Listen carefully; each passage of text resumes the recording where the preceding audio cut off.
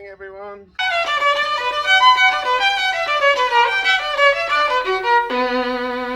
Hey guys, welcome to another episode of Ask Olaf the Violin Maker. Come on in. Today I'm going to do another day in Olaf's workshop. I've got a bunch of work to do and you can just hang out with me in my workshop and watch me work. Alrighty, so the first thing I'm going to have to do is turn on my glue. I've got a fair bit of gluing to do today. So some of the jobs that I'm doing today, one is really interesting. So right now I'm working on this. So the button at the back here has broken off, and I'm actually grafting. I've grafted it back on, but I'm actually putting some extra support in a dovetail. So I'm fitting like a button graft.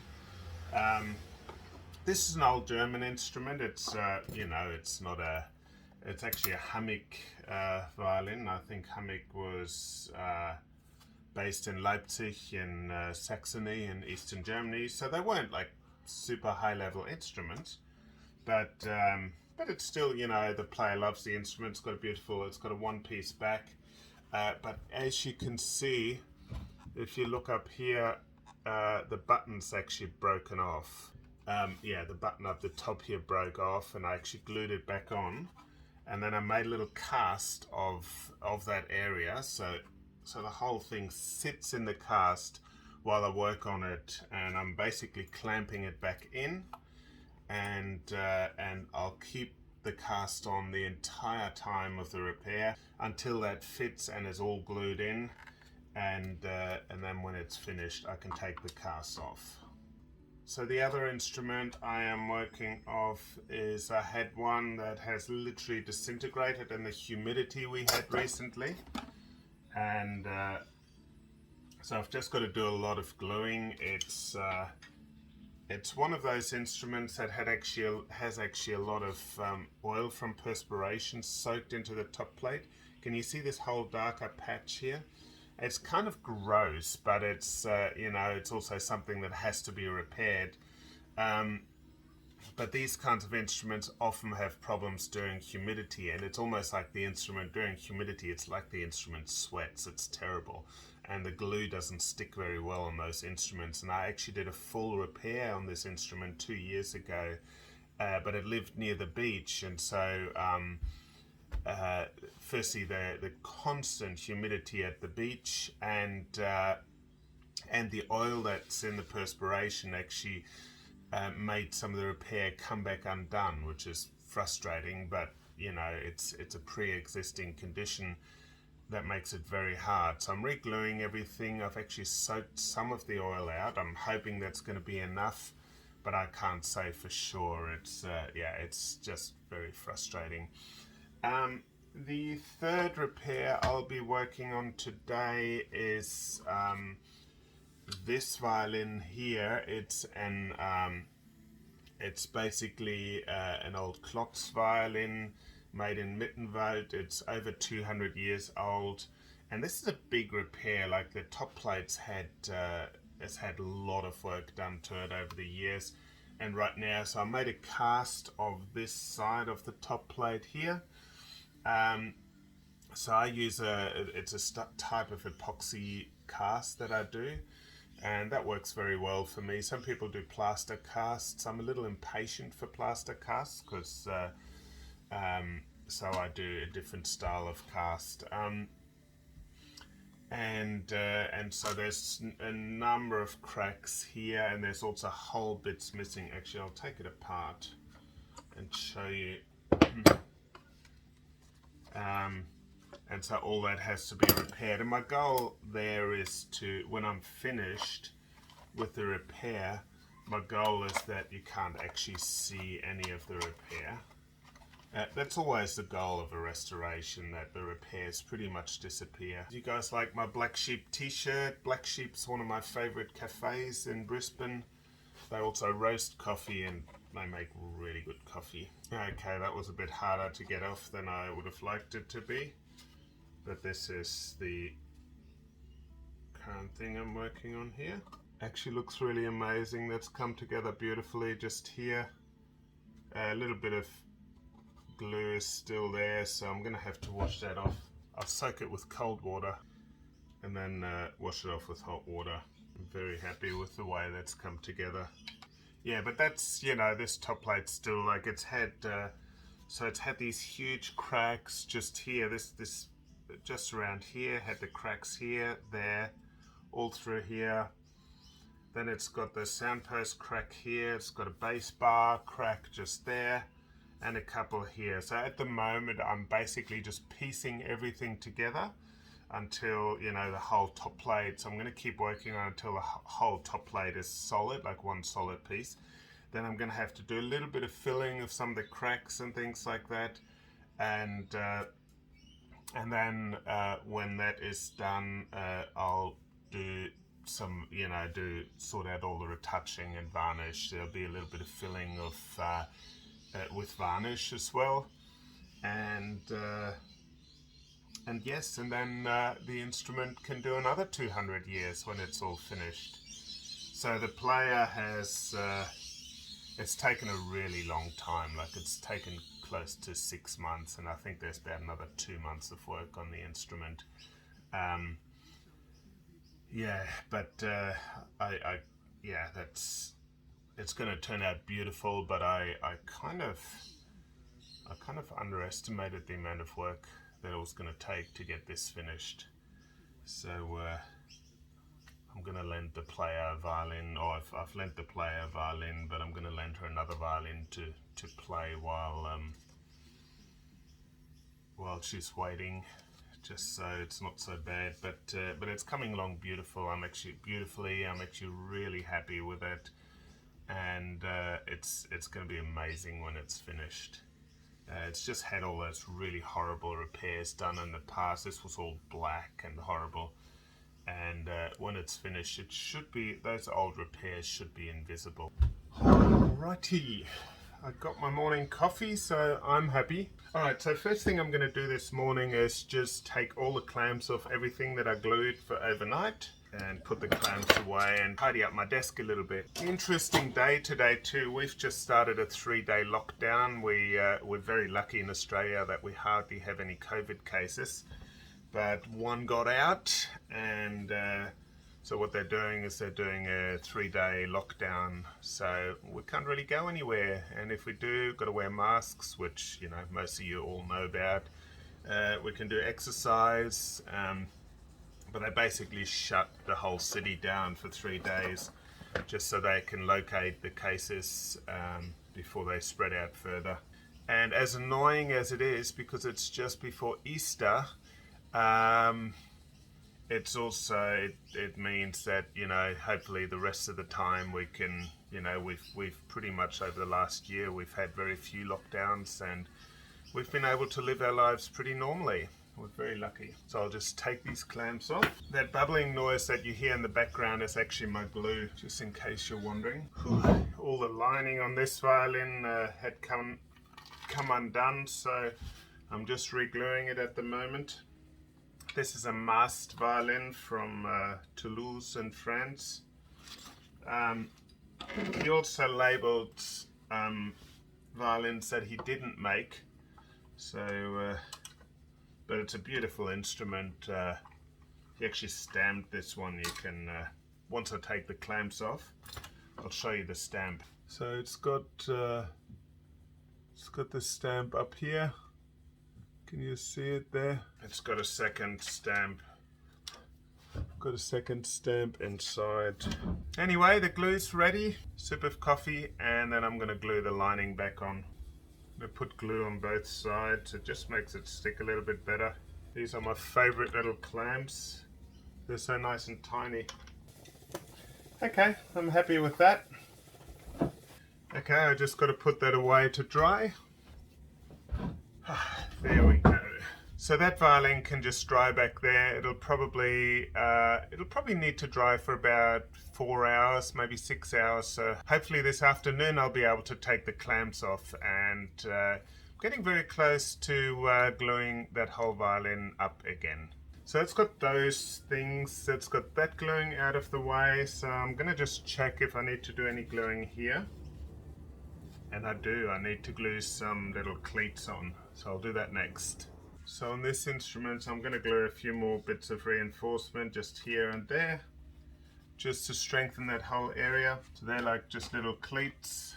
I still have to make them. These little cleats basically that I'm making basically reinforce the cracks and strengthen that whole area. The glue is very strong, but it's not quite as strong as the original timber. So we put these cleats in to strengthen it even more.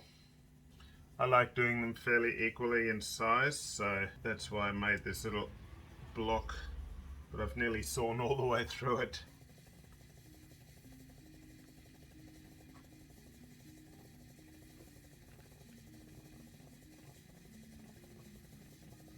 Alright, I'm going to let these guys dry for a bit now. Okay, a little bit later today I'm going to double this button. So if that's something I'm very aware of, something I have to do, but first I'm going to do a little bit of polishing and some varnish work, and I might also do one or two bridges that I need to get done for some instruments. So I'll put this aside. So now I'm just going to go through a few of the different repairs I'm doing that I have hanging up here. So up here I've got 4 repairs at the moment that I'm working on. Okay, so when I'm retouching, I really work on matching the color. So it's all about matching the color and then making it look like, you know, making the varnish look like, you know, there haven't been any repairs. You can see this patch is a lot lighter. So I'm going to try and match it in a bit with the varnish around here. And there's also some lighter patches just up around here that I'm going to match in. You know, this is not a $20,000 violin, so I'm not, I'm going to do a good job, but I don't have to go quite to the extent that I would if it was a famous Italian instrument. But I still enjoy it. I mean, I like making the instrument look really nice for the player, and that the player can't really see that there'd been any repairs done on the instrument. It just makes a player feel better about the instrument when it's when it looks good and plays well as well. Beginning to look a lot better. There's a little bit of a scratch here as well. I might just make that look a bit better at the same time. So now I've just got to put a varnish over the top. So this is just a clear varnish that I use. I've got to be careful that when I do it, that I don't ruin all the work I've just done. Okay, now I've got to let this one dry, and there is 2 more instruments that I've got to work on that also have a little bit of varnish work to do. The great thing is that they're actually very similar in colour, so it makes my life a lot easier. Okay, so I've done a bit more retouching. I put on some cover varnish, and we actually had some lunch, and I went for a bike ride. But because this is a window into my workshop, I'm not going to share that with you because that didn't happen at my workshop. The varnish, a lot of the varnish should have dried by now, so it'll be a good time for me to give the varnish a little bit of a sand. So this is one of the ones I had to retouch. I'll give the varnish a little bit of a sand with some very fine sandpaper. Then I'll do a bit of polishing. It just kind of gets rid of the streaks a little bit by sanding it finely like this. Now you can't smell the smell in my workshop, but people tell me it's absolutely beautiful. Some of the resins that I use in these traditional kind of recipes that, well, they've been passed to my father but then passed down to me, are just amazing. So just really lovely, sweet smelling kind of resins. It really helps make the instrument, the varnish work well as well. This violin here is a hang on a second, I think it's a Craske, isn't it? Yes, George Craske. But he was a prolific maker, and basically when he passed away in the, I think it was late 1800s, a Hill and Sons ended up buying all his instruments and then selling them off later. And I think they may have actually, some of those instruments may have been white and varnished by Hills, but they're really beautiful instruments. One of the things they did do is they soaked them in, I think, in linseed oil, and that gave them that really deep sort of a sound, but also made them a bit susceptible to coming unglued. And they weren't actually all that perfect for the Australian climate, but they're still really beautiful instruments. So what do you reckon? Starting to look nice? It's just with the lockdown, I can't actually have anyone pick up their instruments at the moment. So hopefully after 3 days they will lift the hard lockdown that we've got right now. They've just had a little, had some community transmission of the UK variant of COVID. So the way you can tell whether someone has a UK variant is that they lose their Aussie accent, and they'll sort of, one day they'll say, "Yeah, g'day mate, how you going?" And then after they had the UK variant, they go, "Oh, hello, how are you doing?" I don't know about this squeaky voice. It's a bit of, I'm channeling some Hubert Dunsley. Anyway, I'm quite happy with this one. I'll just move straight on to the next one. So this is the Hornet violin. So I've done a lot of the retouching. You can see it kind of matches in a lot better than it did before. I'm going to have to do the sanding first. Okay, it's coming together really nicely. So in a minute I'll move on to the polishing. Just got to give this a bit of a wipe down. Take these pegs off. So now I'm going to try and blend in some of the retouching that I did on this violin with the original varnish, and the whole instrument actually needs a polish as well. But I had to, all the varnish was worn off here and it wasn't actually getting protected. Also, it was that violin that the Hornet had crawled, that had the hornet's nest in it. So it's definitely had quite a story. Can you guys believe it? Like, this huge hornet's nest here was actually inside this instrument. Like, it had flown in through the F-hole. Yeah, it's pretty crazy. Anyway, you can watch my video on the hornet's nest. I'll put a link in this video so you guys can find it easily. Starting to look a lot better. I think the client is going to be super happy when she gets her violin. It still needs quite a lot of polishing, but this kind of gets all started and you can already see it taking on just a little bit more of a shine, which is always nice. Okay, so it's been a little while. I'm actually polishing yet another instrument. So I'm actually working on polishing 3 instruments today, possibly 4. So it's all happening. Then the next job that I've got is I'm going to plane a fingerboard. But you've seen me playing an awful lot of fingerboards, so I will probably not show you too much of that. And then hopefully I'll be able to make some bridges as well. And I've still got to get on to working on fitting that lining for that button. So I haven't gotten to that yet, so I might be working into the evening. But I really want to show you how I fit the lining for that button, because it's a really interesting repair. Okay, so now I've got to do a service on this violin. It's an English violin. Looks very much in the French style of violin making. So I'm actually wondering about that. But yes, so I've got to take the strings off. So this is just a service. Basically, I am planing the fingerboard, giving it a clean and polish, servicing the pegs, get some new strings on there, and get the instrument going well for the player. I try and do these kinds of services in a sort of 40, like 2 to 3 day period, so the player isn't without their instrument for too long. So they book in, usually they book in like 2-3 weeks in advance, because I'm pretty busy. But when they're booked in, at least they know that they're not left without their instrument for too long, unless I find something bigger that needs to be done on the instrument. But this will hopefully be straightforward.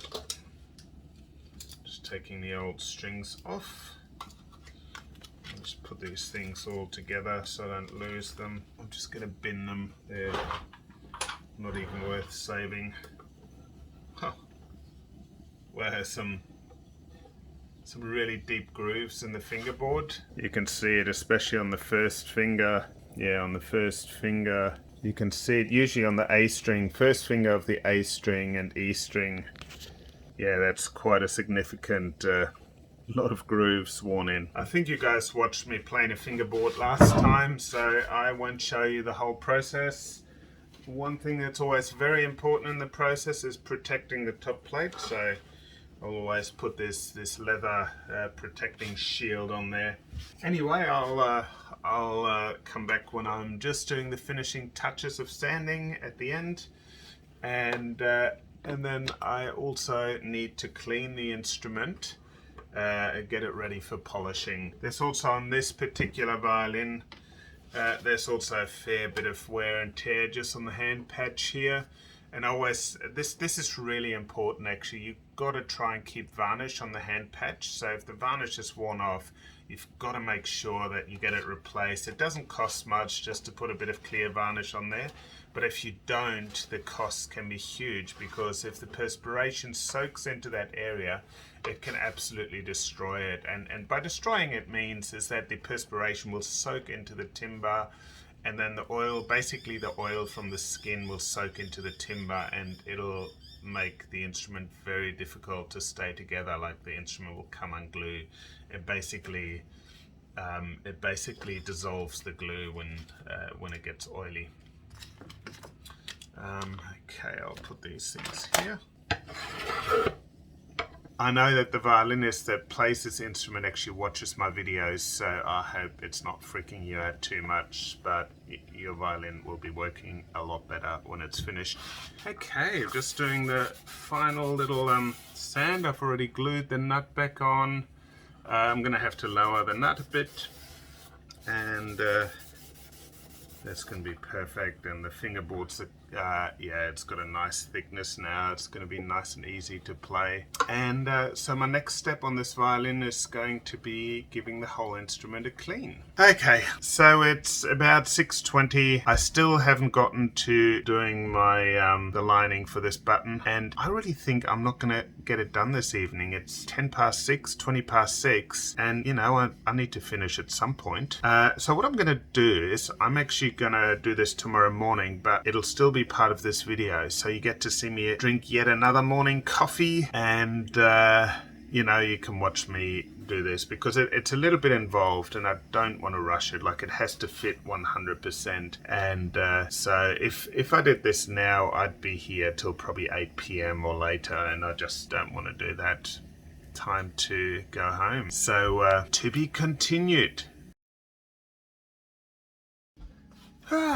Good morning. It is the next day. Different t-shirt. It's my Beatles t-shirt. Do you like it? It's got all the tickets on the back. My son loves playing Beatles on the violin. Eleanor Rigby is one of my favorites, so I keep trying to get him to play it for me. Okay, so today I am going to work on doing the lining, the button lining here. So I've sort of roughed this area out, and I'm going to work on it a bit more. So I'm going to fit like a little piece into here.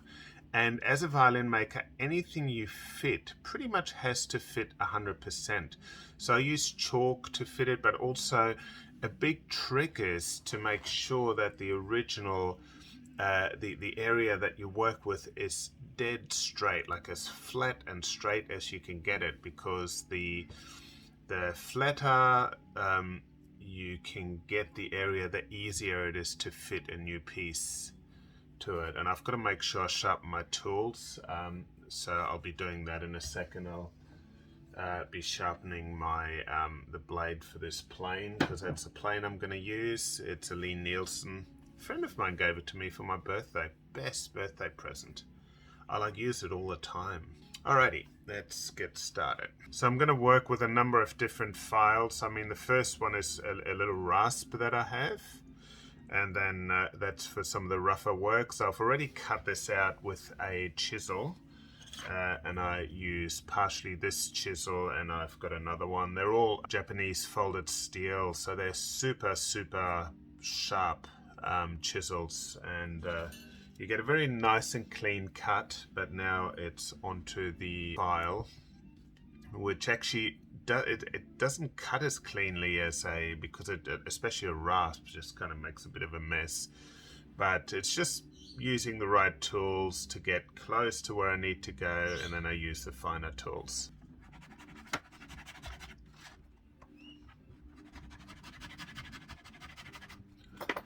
And it doesn't get into the corners, so I'm going to use a knife to do the corners.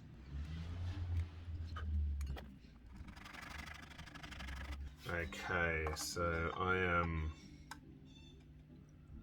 down to 1.5 millimeters, so I can maybe give it half more of a millimeter, but that's about it. Also, this instrument is really unusual because the purfling, which is the inlay, is actually on top, towards the top of the edge. Normally it's in the scoop, which is down further, like so. So normally the inlay or the purfling is down in the lowest part here, but it's actually up a little bit further on the edges of the instrument, which is very unusual. So this is something that Hammig did, and also some of Hermann Dölling's violins, like made in the 1920s, have a similar thing. Oh yeah, 1922. So this is 1922. So we're kind of experimenting with getting a bit of a different look, maybe, you know, a bit more art. You know, it was a time where there was the Art Nouveau, and so we're trying to give instruments a little bit more modern look at the time, and that's what they did. I wonder how this violin got to Australia. Some instruments just got imported straight to Australia, so we had a number of violin shops, not violin shops, they were actually music shops in Brisbane that imported violins from Germany. It would have been terrible. Like, I was thinking, we actually had no professionally trained violin makers in Brisbane in the early 1900s. There was one guy that was kind of trained, but yeah, I've seen some of the repairs, and they were a little destructive to the instruments. So, all right, let's keep going.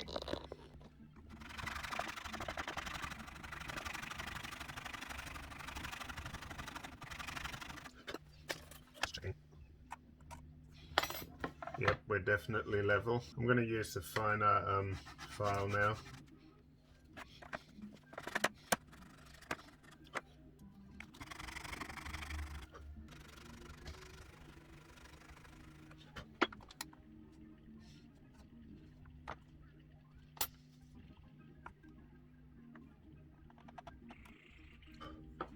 All right, now I've got to find a piece of wood and fit the other side, the actual lining. So this is just a rough piece of wood here I'm going to use. It's actually not a rough piece of wood. It's yeah, a nice piece of timber I found. So I'll be using that. So I've just got to cut it up. I'm just going to saw it out roughly, and then I'll do all the finer work. There we go. Machinery time. I didn't actually leave myself a lot of room. I guess I didn't want to waste too much timber. So I'll give this a rough work over.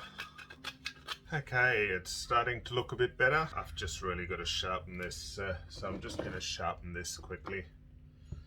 It's important to work with sharp tools. Alrighty. So I've got rid of the burr. So it's like a little burr, like that curves around each time you sharpen. Like the other end just kind of bends around a little bit like this, and so you sharpen from the other side, you bend it this way, and you keep going back and forth. And then, yeah, you move on to, this is a much finer grade. Okay, just got to check that it's sharp. Oh yeah, so there's hair bouncing everywhere, that's good. You want it to be sharper than a razor, so because a razor, yeah, you want it to cut better than a razor, basically. I know it sounds crazy, but it's definitely sharp. Razor sharp isn't good enough for me. So I'm just trying to fit this through here. Just got to get this angle right.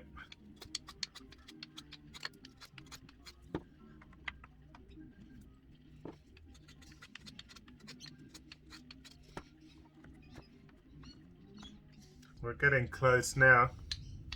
It's fairly close fit on this side, and then on this side there's still a little bit of a gap.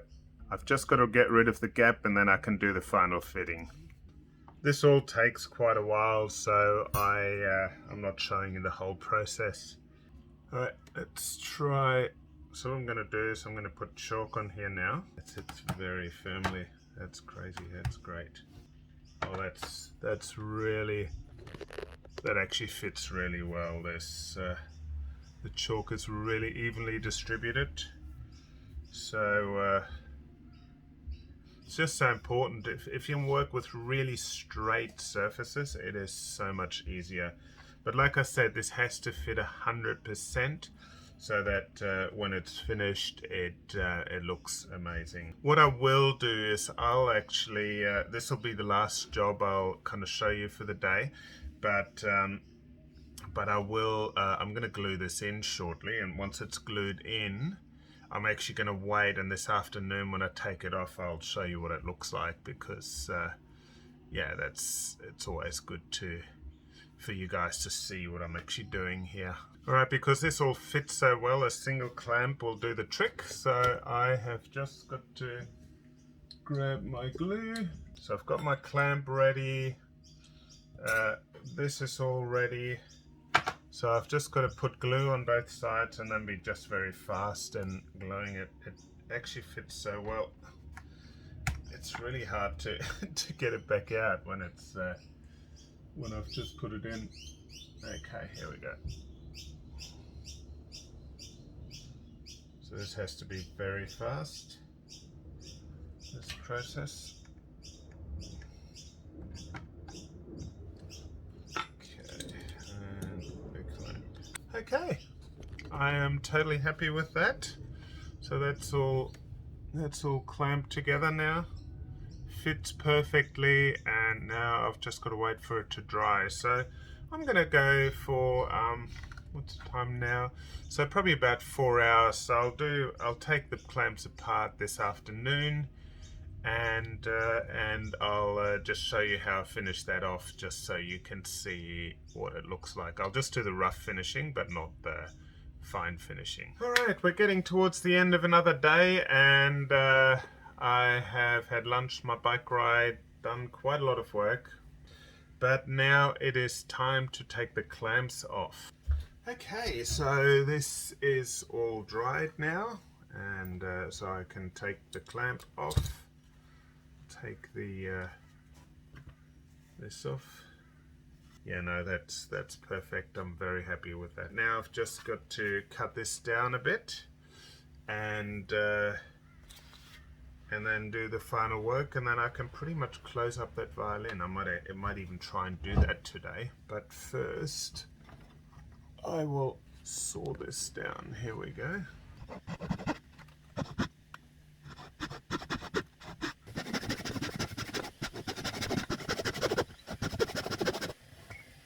I really love my Japanese joinery saws, they're the best. Okay, so now I've just got to just adjust the side.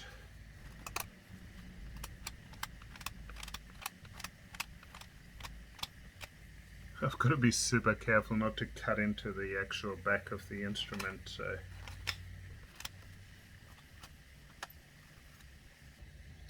And then just we'll just use a scraper.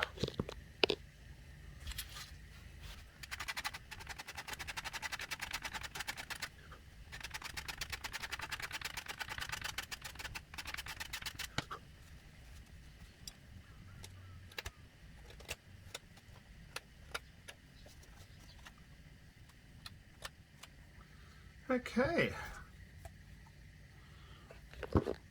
So that's very close to being finished. I do have to do a few more finishing touches before I can glue the back onto the instrument, but yeah, it's getting very close.